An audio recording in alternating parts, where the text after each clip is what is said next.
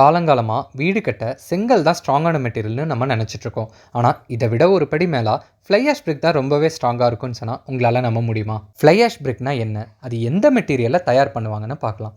Fly ஆஷ்ன்றது power பிளான்ட்டில் வரக்கூடிய நிலக்கரி சாம்பல். 60% ஃப்ளை ஆஷும் 20% மணலும் 10% லைம், சிமெண்ட், 10% ஜிப்சம் ஆர் அடிட்டிவ்ஸை யூஸ் பண்ணுவாங்க. செங்கலை விட ஃப்ளை ஆஷ் பிரிக் ஸ்ட்ரென்த்தில் 2 மடங்கு அதிகம். செங்கல்ல 3.5 5 மெகா பாஸ்கல் ஸ்ட்ரென்த் இருக்கு. ஃப்ளை ஆஷ் பிரிக் எடுத்துக்கிட்டா 7.5 10 மெகா பாஸ்கல் வெயிட் ஸ்ட்ரென்த் இருக்கு. அது என்ன மெகா பாஸ்கல்? மெகா பாஸ்கல்னா ஸ்ட்ரென்த்தை குறிக்கிறது. உதாரணத்துக்கு உங்ககிட்ட இருக்க வண்டியில 2 டயர்லயும் சுத்தமா காத்து இல்லைங்க.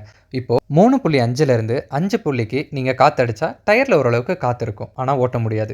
இதுவே 7.5 10 புள்ளிக்கு காத்தடிச்சா வண்டி ஓட்டுறதுக்கு ஸ்ட்ராங்காகவும் ஸ்டேபிளாகவும் இருக்கும். இப்போ உங்களுக்கு இதோட கான்செப்ட் என்னன்னு புரிஞ்சிருக்கும். நீங்க ஃப்ளை ஆஷ் பிரேக் யூஸ் பண்றது மூலமா கிராக்ஸ் ஆகிற சான்சஸும் ரொம்பவே கம்மி. இதுல வாட்டர் அப்சார்ப்ஷன் கம்மின்றதுனால உங்களோட பில்டிங்ல டேம்ப்னஸ் குறைவா தான் இருக்கும். லோட் பேரிங் கெப்பாசிட்டி அதிகன்றதுனால உங்களோட பில்டிங் சேஃபராகவும் லைஃப் லாங் ரொம்ப நாள் நினைச்சுன்னு இருக்கும். ஃப்ளை ஆஷ் பிரேக்ல ஹீட் அப்சார்ப்ஷன் கம்மின்றதுனால உங்களோட வீட்டோட ரூம் டெம்பரேச்சர் எப்பயுமே கூலிங்காக தான் இருக்கும். ஃப்ளை ஆஷ் பிரிக்கோட விலை கிட்டத்தட்ட செங்கலோட ரேட்டுக்கு ஈக்குவலாக தான் வரும். ஆனால் கன்ஸ்ட்ரக்ஷன் டைமில் சிமெண்ட்டோட செலவு, பிளாஸ்டிங்கோட செலவில் நீங்கள் அதிகமாகவே காசு மிச்சம் பண்ணலாம். ஒர்க்கும் ஃபாஸ்ட்டாக நடக்கும் அண்ட் இதில் உங்களுக்கு பெட்டரான ஃபினிஷிங் கிடைக்கும். மாதிரி இன்ஃபர்மேஷன் வீடியோஸை பார்க்க மறக்காமல் ஸ்கை பில்டர்ஸ் அண்ட் டெவலப்பர்ஸ் பேஜை ஃபாலோ பண்ணிக்கோங்க.